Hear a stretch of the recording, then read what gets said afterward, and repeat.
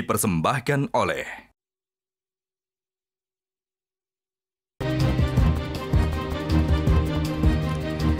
Pemirsa, pengusutan penodaan agama dan ujaran kebencian yang diduga dilakukan Panji Gumilang telah membuka tabir lain dari Al Zaitun. Al Zaitun disebut-sebut menjadi sarang Gerakan Negara Islam Indonesia (NII) Komandemen Wilayah atau KW9.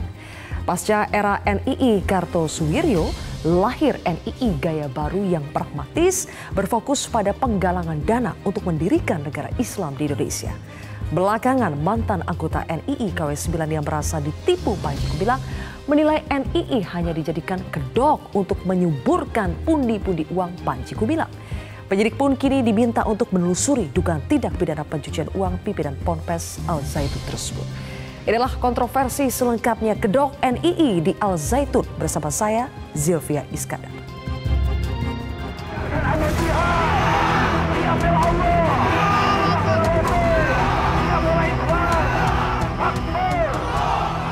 Kami telah membekukan 145 rekening dari 367 rekening diduga menurut PPATK mempunyai kaitan dengan Pondok Az-Zaitun. Az-Zaitun sebagai pondok pesantren itu tidak akan dibubarkan. Pemerintah mengakui bahwa sekolah itu baik produknya, sehingga kita akan bina, tapi Panji Gumilang yang merupakan tokoh di Pondok Az-Zaitun ini, tindak pidananya akan kita selesaikan.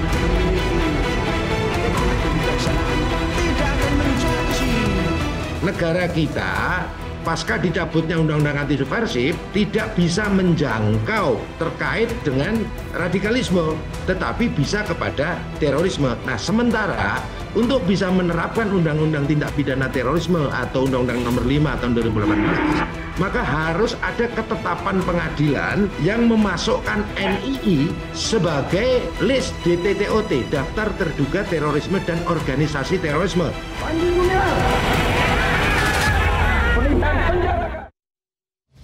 Pemirsa, untuk membahasnya sudah hadir 5 narasumber di studio Metro TV. Di sebelah kanan saya ada tenaga ahli utama kantor staf Presiden KSP, Bapak Rumadi Ahmad. Kemudian ada mantan Kepala Pusat Pelaporan Analis Transaksi Keuangan PPATK, Bapak Susno Duaji. Selanjutnya ada mantan Kepala Badan Intelijen Strategis atau Kabais TNI, Bapak Soleman Ponto. Dan di sebelah kiri saya ada Ketua NII Crisis Center sekaligus mantan aktivis NII KW9, Bapak Sukanto. Dan juga ada mantan anggota NII KW9 sekaligus mantan Wali Santri Al Zaitun, Ibu Leni Siregar atau Mbak Leni Siregar. Pemirsa, kami juga sebetulnya sudah mengundang kuasa hukum dari Panji Gumilang, Bapak Hendra Effendi, tapi sampai saat ini kami masih menunggu konfirmasi kehadiran beliau atau ketersediaannya bergabung lewat sambungan Zoom. Oke, karena itu saya akan mulai dulu dari Mbak Leni. Mbak Leni, ya. Anda kan sudah warawiri di media. Saya ingin tanya dulu nih, semenjak Anda muncul di media, buka suara soal Panji Gumilang dan NII KW9, ada yang ganggu-ganggu nggak? Ada, Mbak. Siapa? Ada komentar-komentar netizen di YouTube channel itu. Dia bilang 10 juta itu murah untuk nyawa satu orang bagi Panji, begitu. Itu bagi Anda ancaman? Ancaman. Kalau dari orang dalam Al Zaitun, ada tidak? Ada. Apa responnya? Ya, walaupun sekedar bulian, ada komen di medsos saya. Jadi dibilangnya kurang lebih kemasukan setan, ya. Lindungi dari godaan setan yang terkutuk, seperti itu. Jadi mantan-mantan anggota NII KW9 yang sekarang sudah angkat bicara ke media itu dianggap sebagai pengkhianat ya? Iya, betul, pengkhianat. Tapi kan saya juga pernah merasakan di posisi mereka. Gitu. Jadi saya tahu persis sekarang saya berada di posisi yang mana gitu. Dan saya yakin di posisi yang benar saat ini. Saat ini ya. Mbak Leni, sekarang kan dari dugaan penodaan agama, ujaran kebencian, sekarang sudah masuk ke dugaan TPPU yang dilakukan oleh Panji Gumilang. Mungkin Mbak Leni tahu atau mungkin tidak tahu banyak soal ini, tapi Anda sepakat tidak kalau sekarang pemerintah meminta PPATK kemudian sudah diteruskan ke Barreskrim Polri untuk menelusuri tindak pidana pencucian uang yang dilakukan oleh Panji Gumilang. Anda sepakat tidak? Dan memang sangat mungkin Panji Gumilang melakukan TPPU menurut Anda? Sepakat Mbak Silvi, sepakat karena saya juga merasakan di posisi orang dalam dan juga sempat berkecimpung di yayasan sosial, pernah merasakan di posisi mereka bagaimana mencari donasi dari masyarakat gitu ya. Dan dari pendapatan yayasan keseluruhan itu juga masih diminta oleh atas, oleh ulil amri atau pimpinan untuk disetorkan langsung kepada fungsional atau juga pastinya sampai kepada Panji. Oke. Gitu. Sebelumnya saya sudah pernah mewawancarai Mbak Leni dan Mbak Leni 21 tahun ya. Iya. Menjadi orang dalam, itu istilahnya orang dalam atau anggota NI KW 9. Selama 21 tahun, berapa total uang yang sudah Anda setorkan? Nah, saya nggak menghitung Mbak Silvi, karena kan setiap bulan targetnya itu selalu naik. Dan di luar target itu juga kami membantu teman-teman yang pasif untuk menyelesaikan target infaknya. Jadi kami menanggung infak dari teman-teman yang sudah pasif. Di atas itu tidak mau tahu berapa jumlah yang pasif, yang jelas target infak itu tidak mau mereka itu turun gitu, berubah. Jadi setiap bulan itu harus ada ziyadah istilahnya, ada bertambah dari target yang sudah kami selesaikan gitu. Dan sampai pada akhirnya itu tahun 2019 saya ikut program Jamas, mereka atau Panji itu menargetkan 300 juta rupiah per orang. Itu harus diselesaikan dalam kurun waktu 3 tahun. Dan di situ saya benar-benar sudah muak ya dengan Panji ini karena sudah memeras. Loncat dari 20 juta ke 300 juta itu sangat jauh. Ini namanya pemerasan dan ini namanya perbudakan. Karena saya tahu dia sudah keenakan dengan setoran yang begitu lancar dari yayasan-yayasan sosial yang didirikan oleh umat-umatnya di kalangan teritorial. Pada saat Anda diminta untuk mengumpulkan dana, itu dibilangnya untuk apa, Mbak Leni? Dan realisasinya akhirnya untuk apa? Untuk infak. Itu sudah pasti untuk infak karena kan memang kami sejak hijrah itu memang sudah rutin berinfak selama kami aktif begitu. Jadi udah otomatis tahu bahwa itu salurannya untuk infak. Gitu, untuk pembangunan di Al Zaitun, dan selebihnya kami tidak tahu itu digunakan untuk apa gitu. Setahu kami itu untuk pembangunan dan pembangunan. Walaupun kenyataannya ya saya juga menduga dari infak yang masuk dari umat itu juga ternyata sepertinya digunakan untuk kepentingan pribadinya. Termasuk yang diumumkan oleh Pak Menko Polhukam Pak Mahfud kemarin bahwa anak-anaknya mendapatkan jatah sertifikat tanah. Dan kami sebagai umat itu merasa sangat sakit hati ya mendengar hal itu. Kami di bawah begitu menderita. Teman saya itu banyak yang masih ngontrak, masih dipetakan tapi infaknya itu jor-joran. Sampai ada yang 7 juta. Satu orang itu baru istrinya. Suaminya pun demikian 7 juta. Itu dia mengatakan sendiri kepada saya. Dia juga masih wali santri gitu ya. Jadi ini benar-benar perbudakan, menanamkan paham materialisme kepada umat-umatnya untuk kepentingan pribadi, kemudian keluarga dan juga kroni-kroninya. Tapi kenapa mau diperbudak puluhan tahun seperti itu? Ya, karena memang melalui pemahaman-pemahaman secara bertahap. Ya, mereka memberikan dalil-dalil, kemudian juga kami silau mungkin ya dengan pembangunan yang ada di sana. Bagaimanapun juga kontribusi yang sudah kami berikan itu membuat kami mempunyai rasa memiliki. Baik. Dengan apa yang sudah kami korbankan, dan kami juga mempunyai rasa nasionalisme yang tinggi membangun, mewakili masyarakat Indonesia untuk memberikan sesuatu yang terbaik bagi bangsa Indonesia. Berarti Mbak Leni sebetulnya selama 21 tahun itu Anda masih yakin janji bahwa akan ada negara Islam itu bisa terwujud. Tapi ternyata sampai sekarang tidak ya? Kalau saya sih nggak muluk-muluk sampai ke negara Islam ya Mbak. Yang penting Indonesia itu bisa berdaulat, bisa mempunyai harga diri di mata dunia gitu ya, dengan mempunyai masjid terbesar se-Asia Tenggara, kemudian fasilitas-fasilitas yang menunjang ketahanan pangan seperti itu. Saya memang dari remaja sudah nasionalis gitu. Baik, Pak Sukanto, Anda juga pernah menyetor uang ke Panji ya? Ya. Berapa total uang yang sudah Anda setorkan ke Panji? Memang tidak pernah secara khusus kita menghitung uang yang masuk di sana, karena hitungannya adalah secara pribadi, lalu dalam struktur terbawah ada desa, camat, dan seterusnya. Jadi target dari atas itu yang disebutkan Bu Leni tadi yang harus dipenuhi setiap target kelompok-kelompok pimpinan dari desa, terutama keuangannya. Misalnya targetnya 1 bulan itu 10 miliar, maka dibagi menjadi sekian kecamatan, sekian kabupaten, sekian desa, dan itu harus dipenuhi. Taruh misalnya satu desa harus setoran 50 juta per bulan dengan jamaah 10 orang. Nah bagaimana 10 orang itu mencapai 50? Kalau yang satu bisa 7 juta, yang satu 10 juta, yang lain belum tentu bisa berinfak. Bagaimana 50 juta itu bisa? Nggak boleh nukson, nggak boleh kurang, harusnya ziyadah tadi. Terus itu dan terus. Dan setiap bulan tidak mau tahu umatnya sedikit atau banyak, pokoknya target harus direalisasi. Kalau tidak terrealisasi? Kalau tidak terrealisasi ya banyak bentuk administratif yang dilakukan, hukuman-hukuman. Kalau zaman saya secara pribadi, dulu ketika menjadi pimpinan-pimpinan itu ya gayanya gaya militeristik ya. Jadi tangan, bangku, semuanya main dilempar-lempar aja. Pokoknya bagaimana itu sampai terrealisasi. Nah akibatnya ketika tertekan begitu, blank kita semua bagaimana caranya menghasilkan dana. Karena berpikir dalam konteks NII ini, doktrinnya adalah di luar kelompoknya kafir, harta halal, ya akibatnya dihalalkan oleh mereka. Ya ambillah apa yang bisa diambil daripada kita dihantam oleh pimpinan, dianggap tidak beribadah, tidak menjadi bagian dari pembangunan, ya mau tidak mau kita lakukan apa yang harus dilakukan. Oke. Berarti orang-orang ini mau melakukan itu karena mereka percaya dengan doktrin-doktrin NII, dengan janji-janji Panji Gumilang soal NII? Ya, percayanya kepada doktrin awal ketika mereka mau masuk ke dalam sebuah kelompok ini, yang kemudian namanya adalah NII. Meyakini bahwa ini sebuah kebenaran, inilah surga di dunia, inilah akhir dari kehidupannya dia yang akan bawa dia ke surga di akhirat. Jadi tidak ada urusan siapapun pemimpinnya, cuman kebetulan pemimpinnya kayak Panji Gumilang begitu loh. Jadi apapun yang dilakukan ketika saya pribadi dan teman-teman saya, ketika sudah terpuruk kembali kita mengucap janji lagi, dulu saya kesini berawal karena apa?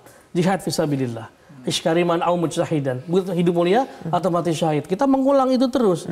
Jadi walaupun bajingannya pimpinan kita, karena taat itu wajib, berjuang adalah segalanya, terus kita berkontribusi.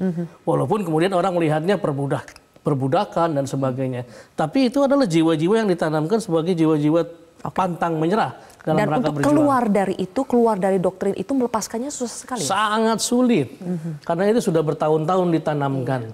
Tidak boleh ada komparasi, tidak boleh ada bicara yang lain, tidak boleh tanya kepada siapapun. Ini yang orang bilang sebagai brainwash, ya, cuci otak.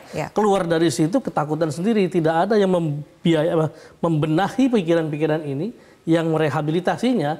Pilihannya adalah dia menjadi sendirian, depresi, atau dia bergabung dengan kelompok lain yang serupa atau membentuk kelompok baru.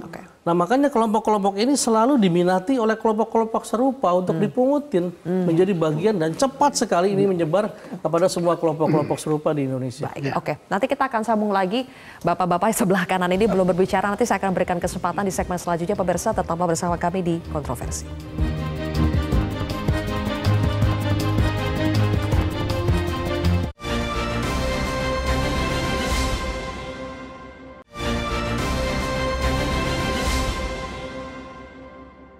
Dipersembahkan oleh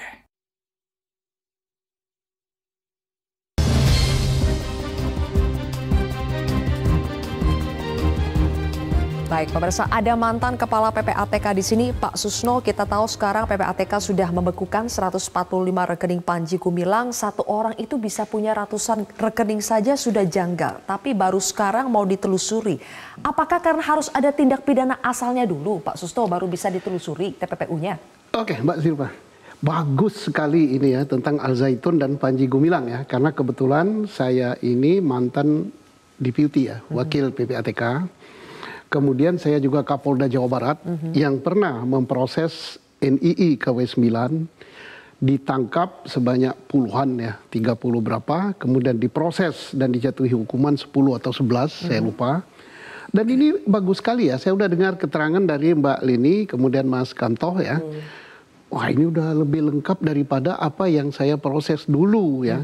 Sekarang informasi yang beredar di publik, di media sosial, satu kejahatannya adalah penodaan atau penistaan agama.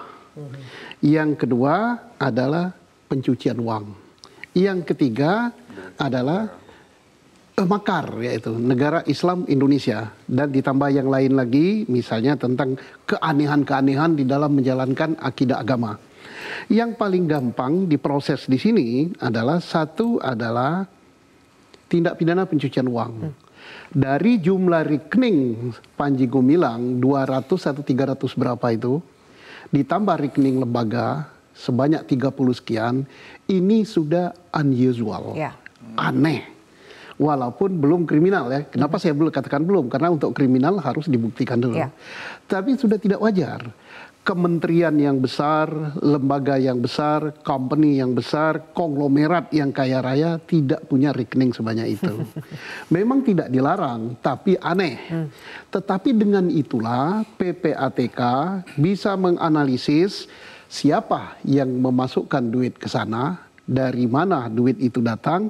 Tadi saksi Mbak Lini sudah katakan. Kemudian Mas Kamto sudah katakan itu dari para lurah, para camat, daripada negara Islam Indonesia yang dibentuk itu. Jadi sekaligus ini sudah bisa terbukti bahwa uang ini kan adalah uang dari pemerasan. Uang penyelewengan daripada dana pembangunan Al Zaitun, karena Mbak tidak masuk NII-nya, tetapi karena ingin berbakti setelah didoktrin, setelah dibayat, gitu kan. Demikian setianya pada NII, demikian setianya pada negara Indonesia. Tetapi uang itu diselewengkan untuk kepentingan pribadi, diselewengkan untuk kegiatan-kegiatan lain. Siapa tahu teroris, siapa tahu untuk kegiatan makar, jelas ini money laundering udah kena. Yang kedua, yang gampang lagi menyidiknya, negara Islam Indonesia, ini jelas sudah terbukti, ini saksi dua ini udah jelas sekali ini. Dia bagian dari itu. Tinggal saja Mas Kamto udah diperiksa oleh Baris Krim belum? Kalau benar apa yang dikatakan, dan Mas Kamto ini orang-orang dalam NII yang ada di Al Zaitun itu bukan satu atau bukan dua orang, tapi banyak orang, ya mau cari apa lagi ya Pak Bonto ya? Sudah ada saksi kok, udah lengkap. Apa yang dilakukan sudah. Kemudian dia katakan udah bisa menceritakan KW9 itu ada kelurahannya, ada kecamatannya, ada gubernurnya. Ada struktur organisasinya. Ada struktur organisasinya. Kemudian ada doktrin kenegaraannya, ada baiyatnya, dan lain-lain. Ya mau tunggu apa lagi? Nah, ini jelas dia udah kena di dalam negara Indonesia Islam, negara Islam Indonesia, didirikan di dalam negara kesatuan Republik Indonesia yang sah dan berdaulat, ini sudah merupakan makar. Kemudian ditambah lagi satu lagi, yaitu kegiatan tentang penistaan agama. Ini ranahnya MUI, ranahnya Kementerian Agama, ranahnya para pakar-pakar agama dari UIN dan sebagainya. Kalau ini benar, maka dia 3 tindak pidana ini udah kena. Ditambah lagi dengan tindak pidana asal daripada pencucian uang. Tindak pidana asalnya apa? Penyelewengan dana BOS ya mungkin. Penyelewengan pertanyaannya kan begini ya, Bapak-bapak. Ketika ini sebetulnya bukan baru kali ini mencuat. Pak Soleman dulu juga sudah pernah melaporkan, begitu ya Pak. Pemerintah juga pasti sebetulnya sudah mengendus. Dari tahun 1990-an ini sudah ada. Tapi kok tidak diapa-apain Pak Rumadi? Ini kan akhirnya berhembus. Apa jangan-jangan memang sengaja dipelihara? Siapa yang memelihara? Saya kira nggak ada ya. Kalau tuduhan misalnya dipelihara, mungkin Pak Susno yang dulu pernah menjabat, kemudian Pak Pontoh yang dulu pernah di BAE, saya kira nanti bisa menjawab. Tetapi yang ingin kami pastikan bahwa pemerintah sekarang sangat firm untuk menghandle persoalan NII ini. Presiden memberikan arahan, tidak ada backup-backupan. Bahkan ada wartawan yang bertanya seolah-olah Al Zaitun, Panji Gumilang ini di backup oleh sosok kuat. Kemudian, sosoknya kepala KSP Pak? Kepala staf kami Pak Muldoko juga dituduh. Pak Muldoko sudah berkali-kali baik dalam pertemuan informal dengan kami menyampaikan, ke wartawan juga menyampaikan. Kenapa ya saya dikait-kaitkan dengan soal Al Zaitun, padahal kami nggak ada hubungan yang sangat khusus, ya hubungan biasa aja pernah ke sana gitu. Dan Pak Muldoko juga sudah menyampaikan bahwa beliau tegas kalau memang ada persoalan hukum terkait dengan Panji Gumilang, jangan pernah ragu untuk melakukan tindakan ini. Dan kami melihat sekarang pemerintah sudah dalam track itu. Oke. Makanya sekarang Panji Gumilang juga diperiksa, kemudian persoalan-persoalan hukum yang lain juga diperiksa, semuanya berjalan seperti yang dikehendaki. Kita menantikan memang betul-betul bisa selesai di pemerintahan ini. Karena dianggap pemerintahan sebelumnya ini tidak selesai. Makanya saya ingin tanya ke Pak Ponto di sini. Pak Soleman Ponto, saat Anda jadi Kabais TNI tahun 2011 sampai 2013, sebetulnya kan sudah mendeteksi ya Pak, gerakan NII KW 9 yang menggalang dana untuk mendirikan negara Islam. Sudah lapor katanya ke Menteri Agama saat itu, Pak Surya Dharma Ali, betul saat itu Pak Soleman. Tapi kenapa tidak ada apa-apa setelah itu? Ya karena ini kan ranahnya pondok pesantren. Jadi ketika beliau menjawab tidak ada apa-apa, ya kita intelijen tidak bisa memaksa. Atas dasar apa waktu itu Menak menjawab tidak ada apa-apa? Nah, itu saya tidak tahu. Kan kita hanya hasil dari hukuman dari Pak Susno, orang-orangnya itu berkumpul ke sana, kita sudah membaca itu kan indikasi. Intelijen kan membaca indikasi. Ini loh ada indikasi, mereka berkumpul di sana.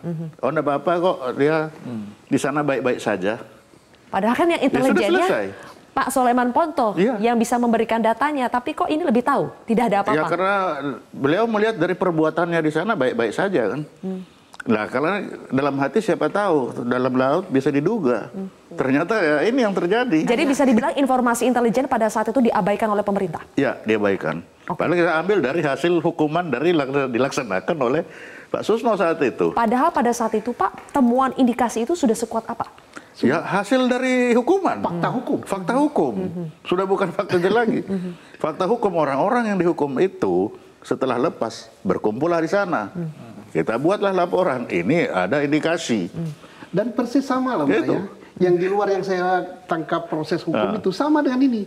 Dibaiyat dulu, didoktrin dulu bahwa dia tidak bisa keluar apapun yang dilakukan semua halal demi cari uang. Bahkan ada tukang kerupuk gitu rakyatnya itu. Jual kerupuk, jual tahu, tapi dia ngumpulkan duit dengan susah payah demi untuk infak. Nah, makanya jangan dilihat dari permukaannya. Kalau para pejabat, ex-pejabat datang ke Al Zaitun itu dilihat secara holistik, secara keseluruhan dan berkunjunglah ke teritorial, ke malja-malja atau kantor-kantornya, baru mengetahui. Baru kelihatan. Iya. Selama ini kalau pejabat-pejabat berkunjungnya di ponpesnya saja. Di ponpes tidak akan ada apa-apa. Itu harus ke wilayah teritorialnya. Iya betul, ke teritorial, disitulah pergerakannya berada gitu. Nah itulah kan benar kan indikasi saya bahwa yang pernah berbuat itu masuk sana berbuat lagi. Sampai sekarang masih ada Pak. Nah, tahun 2011 hanya indikasi setelah ini Pak Susno ini dimunculkan, ditindak juga kasus di Semarang, hubungannya ke Panji Gumilang dan kena makar juga Pak. Dan tahun ini orang yang sudah kena makar ini 4 tahun menjalankan masih ceramah di Al Zaitun. Data intelijen sudah ada, data pencucian uang sudah ada, fakta hukum orang yang saya pernah hukum ada, dan orang yang pernah jadi anggota NII ada. Kurang apa lagi? Yang kurang tersangkanya belum ada sampai sekarang Pak. Nanti kita akan bahas lebih jauh pemirsa, usai jeda tetap di Kontroversi.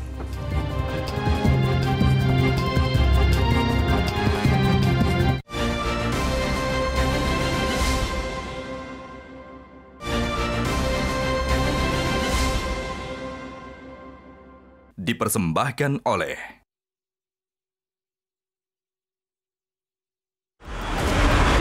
Assalamualaikum Syekh.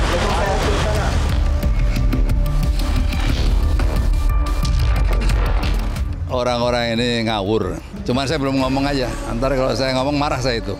Karena apa yang diomong itu sangat ngawur. Mana mungkin saya seorang mantan panglima itu berkolaborasi kalau memang itu benar.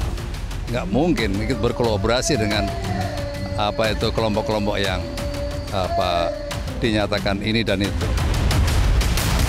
Dan yang saya tahu Muldoko yang membuka akses ke Polres, ke Polda, kemudian ke Mabes Polri gitu. Sehingga Panji kuat gitu. Ya, sehingga Panji kuat. Saya dong, istana. Enggak lah, enggak.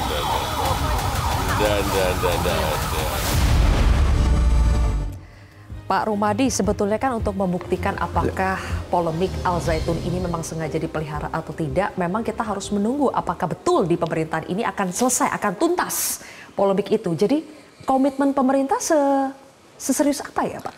Ya kalau Anda melihat perkembangan sekarang ini ya, sebenarnya kan langkah-langkah yang diambil oleh pemerintah yang diorkestrasi oleh Pak Menko Polhukam sudah jelas. Ada hal-hal yang terkait dengan persoalan tindak pidananya Panji Gumilang. Itu semuanya sudah dilakukan langkah-langkah, diambil langkah-langkah, masyarakat memberikan informasi yang banyak banget.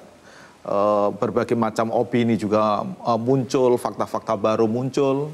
Kemudian ada aspek-aspek lain di luar agama, misalnya soal aset, soal rekening, tindak pidana pencucian uang, segala macam sekarang sedang bergerak berjalan itu. Jadi kami ingin memastikan bahwa pemerintah bekerja, termasuk pemerintah juga menyiapkan langkah-langkah bagaimana untuk memastikan pesantren Az-Zaitunnya. Jadi bedakan antara Panji Gumilang dan Az-Zaitun. Oke, baik. Panji Gumilangnya diambil langkah, harus kemudian dibedakan. Az-Zaitun sebagai lembaga pendidikan harus diselamatkan, kemudian santri-santri anak-anaknya juga harus diselamatkan. Iya, kenapa saya tanya pemerintah betulan serius atau tidak? Karena ada bagian dalam pemerintah yang sepertinya berbeda suara. Coba kita simak dulu pernyataan dari Ali Mohtar Ngabalin berikut ini. Zaitun dengan Syekh Panji Gumilang, ini orang yang punya latar belakang agama, seorang ulama, seorang kiai, semua membantai habis seorang Panji Gumilang. Apa kalian ini sebetulnya? Kenapa setiap tahun mau pemilu baru peristiwa ini dibicarakan tentang Panji Gumilang dan Pak Zaitun setiap 5 tahun, saudaraku. Itu yang saya ingin mengatakan. Kalau ini persoalan umat, kenapa tidak bicara dengan baik-baik? Kenapa tidak tabayun? Kok begitu langsung dibantai habis seorang pimpinan pondok pesantren dan pesantren sehebat Zaitun ini? Di mana kita punya muka? Kok pada ketawa ini? Pak Rumadi, jadi salah satu rekan Anda di KSP ya, Bang Ali Mohtar Ngabalin juga membela habis Panji Gumilang. Sebetulnya apakah Istana membiarkan pejabatnya menyatakan, kalau ini sikap pribadi ya, apakah Istana membiarkan pejabatnya menyatakan sikap pribadi pada kasus yang sedang diusut oleh kepolisian? Itu kalau saya tidak salah, Bang Ali Mohtar Ngabalin atas nama Bakomubin ya. Jadi sikapnya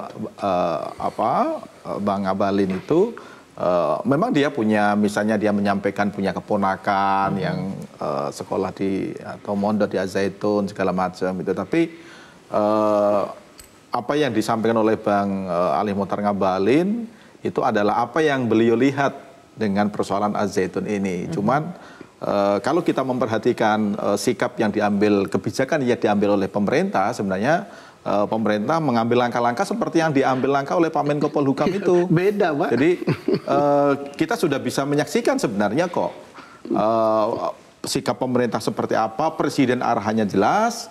Kemudian kami di kantor staf Presiden arahan Kepala Staf juga jelas. Kemudian apa yang dilakukan oleh Menko Polhukam sekarang juga arahnya jelas. Jadi kalau ada sikap-sikap pribadi seperti ini, akan dibiarkan saja? Ya, dipersilakan saja? Bagaimanapun mau jabatannya ada di luar sana, ada jabatan berbeda, itu persoalan tenaga ahli utama KSP. Nanti Anda bisa, itu kalau terkait dengan tenaga ahli KSP, ada kepala staf yang nanti mengurusi soal sikapnya. Tetapi yang ingin kami pastikan, sikap pemerintah bisa Anda lihat kok. Apa yang dilakukan oleh pemerintah. Tidak ada. Itu tadi bukan sikap pemerintah kan? Saya tadi bilang, itu tadi kalau saya tidak salah atas nama Bakomubin. Bukan sikap pemerintah. Ya? Bukan sikap pemerintah. Jadi kita sikap pemerintah berpegang apa yang dinyatakan oleh Pak Menko Polhukam. Akan menyidik masalah tindak pidana pencucian uangnya, akan menyidik masalah tindak pidana penistaan agamanya, akan menyidik masalah tindak pidana keterkaitannya dengan NII, dan akan menyidik tindak pidana pelecehan dan sebagainya. Itu. Ya arahnya ke situ sudah. Saya kira sudah bisa. Gimana Pak Sukamto dulu baru Baleni? Tapi kita punya track record Pak. Saya meneliti ini dari tahun 2001 hingga sekarang berarti 22 tahun ya. Jadi kita walaupun ini muncul begitu rupa sekian tahun mungkin per 5 tahun katanya, itu memang track record pemerintah tidak seperti yang sekarang. Kami berharap ini benar ya. Karena dulu misalnya tadi tahun 2001 kita bergerak, akhirnya cuma MUI. MUI mengeluarkan penelitian, Departemen Agama Penelitian, reda, selesai. Mungkin itu dianggap merepresentasikan pemerintah. Tapi kemudian ada Pak Susno menindak. Setelah itu ya sudah. Saya hanya dilapori dalam jangka waktu seminggu. Iya, tapi bertindak, Pak. Seminggu dilapori, saya bergerak aparat saya dan langsung. Tapi habis itu Menteri Agamanya bilang nggak ada apa-apa. Nggak ada apa-apa kan. Lanjut selanjutnya, dia Panji Gumilang tidak kena makar, kena penodaan agama, juga hanya kena permasalahan tanda tangan palsu pemalsuan pidana. Setelah itu hilang begitu saja. Jadi isu ini juga hanya untuk ditutup sekian saja. Yang penting selesai. Nah, ini harapan kami di bawah ini, karena ini sudah hampir 24 tahun ya perkara ini. Ya kali ini bener lah gitu. Apa yang disampaikan oleh Menko Polhukam juga apa yang sudah kami teliti. Kalau masih kurang, kebangetan kalau kata Pak Sudar Duaji tadi. Kalau kurang nanti kami tambah datanya, kami tambah saksinya. Apa yang kurang kami penuhi. Mbak Leni. Iya, makanya saya lucu tadi sih mendengar Pak Ali Mokhtar Ngabalin. Saya ketawa aja karena saya yang merasakan di dalam. Bukan hanya sekedar wali santri ya. Karena kalau saya berbicara dalam kapasitas wali santri aja nggak akan bisa luas saya bicaranya gitu. Saya memang harus bicara juga sebagai ex-NII gitu. Itu yang memang di situ permasalahannya gitu. Dan memang kalaupun mau menyelesaikan masalah, saran saya kepada pemerintah ya di teritorial main, jangan mainnya di permukaan, maksudnya di Al Zaitun gitu. Itu nggak ada apa-apanya di sana. Dan di teritorial itu waktu saya dulu mendapatkan tazkiyah ya Mbak Silvi. Sebetulnya disebut teritorial tuh di mana sih? Teritorial itu kan tersebar di seluruh Jabodetabek, kemudian di luar area Al Zaitun gitu ya. Di kota-kota di Indonesia begitu. Jadi pada saat dulu tazkiyah ya Mbak Silvi, ini saya bawa catatan kebetulan masih saya simpan. Ini saya nggak berniat membacakannya setelah 21 tahun. Ini catatan apa? Ini catatan tazkiyah pertemuan itu pembinaan, pembersihan gitu ya. Waktu itu disampaikan oleh Pak Salim, ini nama duanya ya, nama satunya saya lupa. Pada nama satu nama dua itu maksudnya apa? Alias. Iya, alias. Karena pada saat hijrah itu kita harus punya nama dua gitu. Ini pada saat 13 Rabiul Tsani 1421, 15 Juli tahun 2000. Di sini sudah jelas-jelas ada catatan saya pada tahun 78 itu dibentuk wilayah 9 untuk Seno Aji. Kemudian tahun 82 itu ada dihadirkan di situ Abu Faruk, Haji Rais dan Abi Toto untuk kandidat imam sepertinya di situ. Dan ketiga orang tersebut tidak mampu membuat Allah berpihak kepada NII. Itu saya tulis. Di bawah Abi Toto, NII menggebrak RI dengan hujumah tafsiriyah dan maliyah. Hujumah tafsiriyah itu perekrutan, maliyah itu pendanaan. Begitu. Ini udah jelas. Abi Toto siapa? Ya Panji Gumilang. Dan karena sejak tahun 2000 itu nggak saya dan teman-teman pun tidak pernah mendengar nama lain selain itu. Mbak Silvi, dengan apa yang Polda Jawa Barat sidik dan bisa dihukum, terbukti NII dulu putus hubungannya ke Al Zaitun. Tapi malam ini saya mendengar langsung ini bahwa yang namanya itu adalah Panji Gumilang, yang namanya itu adalah Abi Toto dan orangnya ada di situ. Tinggal mengawinkan saja yang katanya tadi di wilayah ya atau di teritorial dengan yang ada di pusatnya. Yang udah ketemu NII-nya. Itu aliran dari situ dengan kan kita sudah bilang masuk malam ini udah ketemu. Masuk ke Al Zaitun. Hasil penyidikan dari Polda Jawa Barat sudah terbukti dihukum, terbukti NII, terbukti makar. Dan masuk ke dalam. Dan putus dulu itu. Nah sekarang malam ini terbuka. Mudah-mudahan apa yang disampaikan ini demi Allah ini benar. Iya, kalau ini benar, tinta lama Pak. Ya sudah ini tinta lama ini. Ada hukum cuman begini ya Silvi. Panji Gumilang ini kan orangnya pinter ya. Orang kalau ngomong soal NII itu biasanya dia pasti akan bicara mengenai NII itu biasanya pasti anti Pancasila. Dia anti NKRI, dia anti bendera merah putih, segala macam yang kayak gitu. Jadi gerakan-gerakan yang dianggap anti anti Pancasila, NKRI dan segala macam itulah diidentikan dengan NII. Nah Panji Gumilang itu nggak begitu. Iya. Gitu. Malah dia terlihat sangat Pancasilais gitu kan. Pancasilais segala macam ini mungkin salah satu cara dia memang untuk mengacak-acak sinyal. Supaya tapi dengan informasi-informasi seperti ini sekarang saya kira informasi semakin terbuka, orang bisa ngomong dari berbagai macam sumber dan saya kira apa yang disampaikan oleh Pak Susno, pengalaman, kemudian temuan-temuan yang sudah dilakukan, sudah ada yang pernah ditindak, dihukum segala macam, ini akan semakin menguatkan langkah pemerintah sebenarnya. Dari sini sebenarnya kita semakin yakin memang persoalan ini tidak bisa dibiarkan terus-menerus, tapi harus ada langkah yang firm untuk menghandle. Pak Soleman, menurut Anda sebetulnya intelijen itu sampai sekarang masih bergerak tidak sih mengawasi Al Zaitun dan langkah-langkah Panji Gumilang? Pasti bergerak terus. Makanya dengan adanya ini, ketika intelijen bertemu dengan hukum, ketemunya makar. Karena apa? Makar itu kan makirun, penipuan. Jadi yang tadi itu ya makirunnya itu, penipuannya itu. Padahal tujuannya tetap makar, menjatuhkan. Nah, menjatuhkan itu si intelijen punya kerjaan mencari ini. Nah ini kan gampang, begitu ketemu ini, lah si intelijen tinggal mencari lagi. Kemana orang-orangnya, mana dasar data-data yang ada itu apa aja. Ketemulah dia dengan penegak hukum. Ya, tapi mohon maaf gini, Pak Soleman, selama ini kan intelijen ini juga dituduh begitu ya, ada operasi intelijen di Al Zaitun. Ya pasti ada. Ya kan? Tapi dalam hal negatif, katanya karena ini dipelihara, bahkan ada tokoh-tokoh intelijen, mantan Kepala BIN, Hendro Priyono, begitu kan, itu disebut-sebut sebagai tokoh yang membackingi Al Zaitun. Jadi bagaimana intelijen mau membuktikan betul ada sesuatu di Al Zaitun kalau juga intelijen dituduh juga sebagai backingnya? Hasilnya itu nanti dicocokkan dengan penegak hukumnya. Pasti intelijen kemana aja, kawannya hantu aja dia berteman untuk datang itu. Jadi apalagi ke situ. Nah, itu buktinya apa sebenarnya dengan Pak Hendro ke sana? Itu adalah pengawasan terus seperti apa. Tetapi ketika dia menyampaikan itu, jangan lupa yang menentukan nanti Menteri Agama. Karena ini dia masih tetap pondok pesantren. Nah, tapi kalau sudah ada, ini kan baru ini, kita baru dengar. Nah, dengan adanya begini, hasil yang ditemukan oleh intelijen itu bisa diklopkan. Kalau diklopkan ketemu makirunnya itu, jadi makar itu. Tapi sampai sekarang ada pernyataan dari BNPT yang mengatakan bahwa undang-undang terorisme tidak bisa diberlakukan. Oh beda, Pak. Itu beda. Ini bukan terorisme. Beda. Bedanya ini apa? Apakah sebetulnya kita bisa menggunakan pasal makar atau harus dengan undang-undang terorisme untuk bisa menindak NII yang ada di Al Zaitun? Kita akan bahas lebih jauh. Bapak-bapak ditahan dulu ya, sudah tidak sabar sepertinya. Sesaat lagi pemirsa tetap di Kontroversi.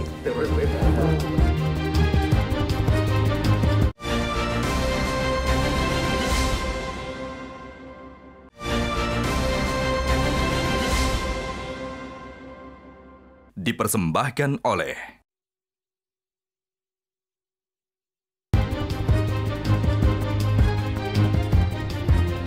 Oke, kita tiba di segmen terakhir kontroversi. Pak Sukanto, saya ke Anda dulu. NII kan sampai sekarang belum masuk daftar terduga teroris dan organisasi teroris. Apakah sebetulnya NII itu tidak membahayakan dibandingkan JI, JAD, JAT? Kalau NII pasca Kartosuwiryo ya, walaupun banyak bentuknya, banyak imamnya, tidak pernah ada perintah itu untuk melakukan tindakan kekerasan atau terorisme. Walaupun memang anti NKRI, anti Pancasila, karena memang produk politiknya sejak awal seperti itu, mengkafirkan orang dua kelompoknya.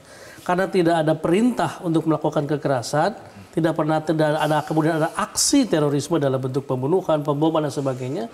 Jadi saya kira tidak bisa dikenakan permasalahan itulah. Walaupun kemudian dalam semua masalah ini, masalah terorisme, diindikasikan bahkan dibuktikan oleh pemerintah, orang-orang yang melakukan aksi terorisme itu adalah orang-orang mantan NII. Mantan ya? Iya. Jadi keluar dari NII, dia bikin bom sendiri. Tapi bukan karena perintah dari NII gitu.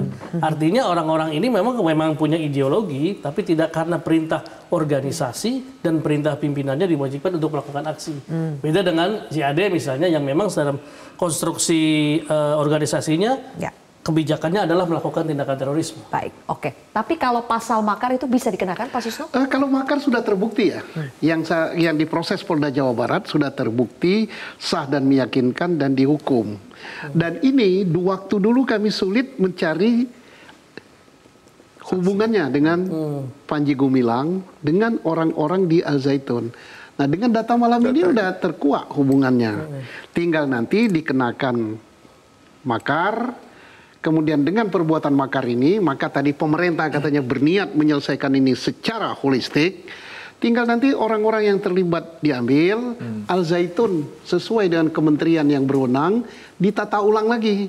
Baik pemimpinnya, kurikulumnya, kegiatannya, dan lain-lainnya dengan mengenakan pidana makar tadi. Sehingga tidak ada kerugian bagi siswa. Kemudian Al Zaitun ini sebenarnya kalau benar dia beroperasi, ini aset. Mencerdaskan kehidupan bangsa. Saya sangat sependapat dengan Pak Menko Polhukam.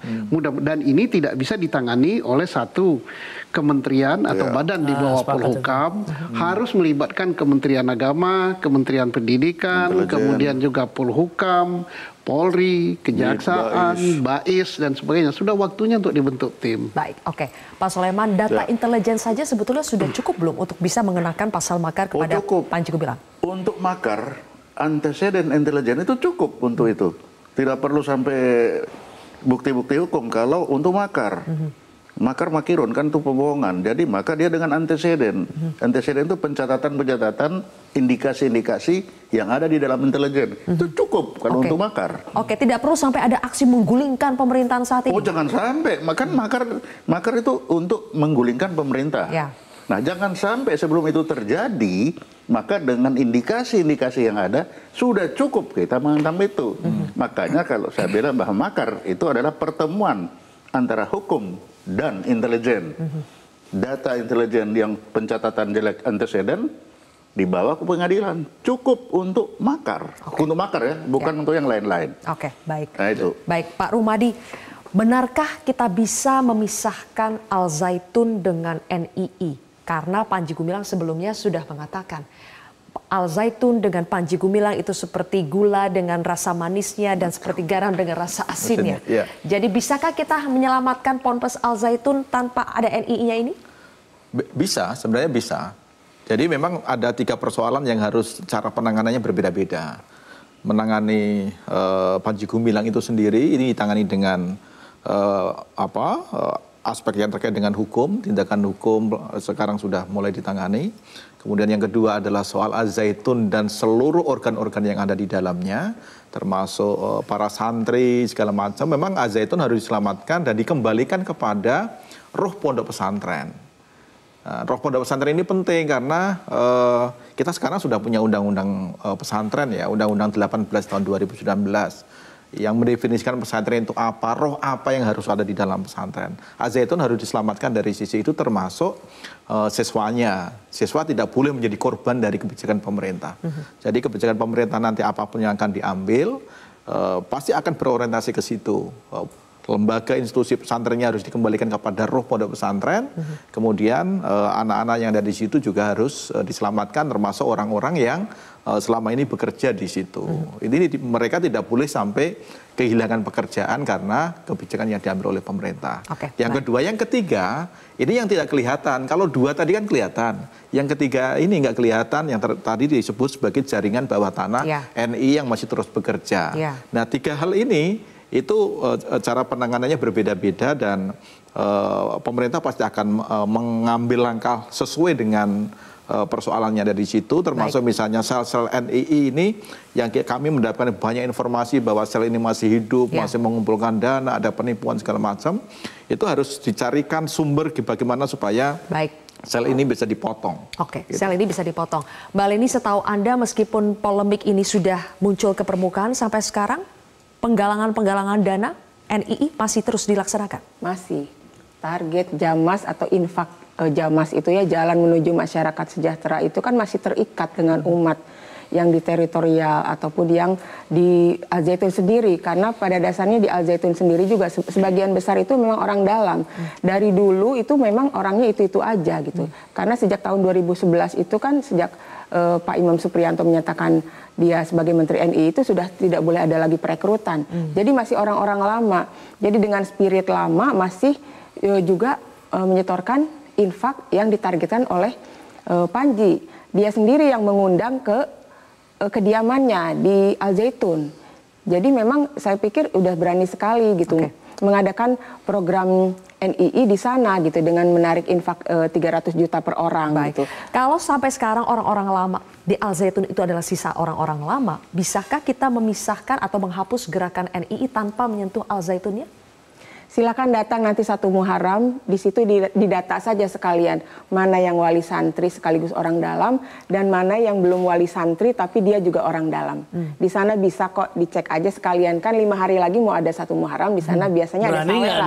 Ada saweran di sana, ada lempar jumroh. Di situ pada gede-gedean infak, Mbak, gitu. Jadi biasanya ada mengundang tokoh-tokoh juga atau mungkin ex pejabat atau pejabat. Nah, disitulah momen terbesarnya NII dalam membangun Al-Zaitun. Oke, sekalian tuh Pak bisa didata kalau misalnya memang mau gitu ya, betul-betul kita cari solusi yang terbaik untuk persoalan ini, tapi ya mudah-mudahan tidak sampai mengorbankan santri ya. Terima kasih Bapak-Bapak sudah hadir bersama kami di Kontroversi. Mbak Leni juga terima kasih. Sama-sama. Mudah-mudahan kita bisa bahas lagi di kesempatan berikutnya. Pemirsa, demikianlah akhir dari Kontroversi. Saya Zilvia Iskandar pamit undur diri. Sampai jumpa.